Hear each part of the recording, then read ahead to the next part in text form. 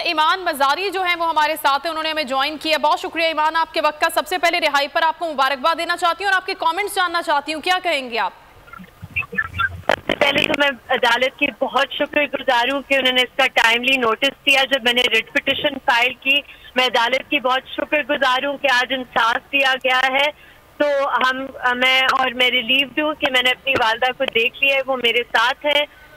इस तरह की जो जबरी गुमशुदगियाँ होती है, आज मुझे ज्यादा एहसास हुआ है कि उन लोगों के सर पे क्या गुजरती है जो हर वक्त दरवाजे की तरफ देखते होते हैं, और इस तरह के हजारों लोग हैं अभी इस मुल्क में, तो हमें उनका सोचना चाहिए।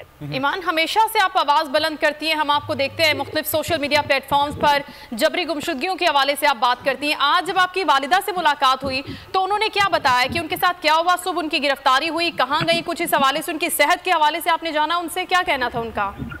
जी देखें, ऑब्वियसली आई थिंक हम मेडिकल भी करवाएंगे, इस तरह नहीं हम इन्हें जाने देंगे जिन्होंने मेरी वालदा पर तशद्दुद किया और जिन्होंने इन्हें इल्लीगल अरेस्ट किया, चाहे वो एंटी करप्शन वाले हो चाहे कोई और हो, एहतसाब इंशाल्लाह होगा। अच्छा ईमान, आपसे जानना चाहेंगे, इस वक्त आपके साथ ही मौजूद हैं और उनका इस सारी सूरत हाल पे क्या कहना है?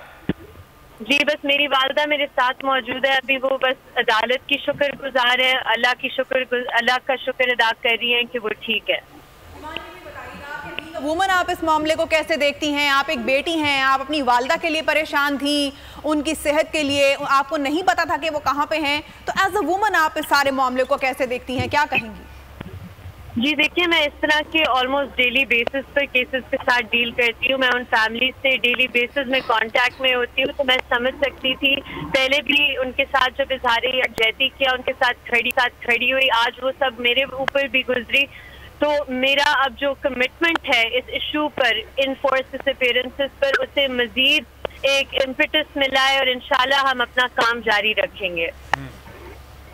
ईमान, ये भी बताइएगा कि आप खुद भी एक लॉयर हैं, क्या कानूनी कार्रवाई करना चाहेंगी? आप समझती हैं क्या कानूनी कार्रवाई की जानी चाहिए किसी खातून को जो कि पेशेंट हैं, अगर आप कह रही हैं कि शुगर पेशेंट हैं, फिर एक वालदा हैं, तो इस तरह के वाक़यात आइंदा ना हों?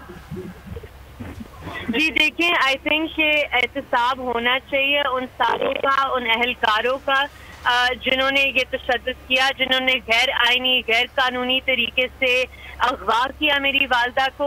उनके एहतसाब के बगैर, जिस तरह मतीउल्लाह जान के केस में उसे अगवा किया, सतूर के घर में घुस के मारा, किसी को बहुत शुक्रिया ईमान मजारी, अपने ख्यालात का इजहार करिए।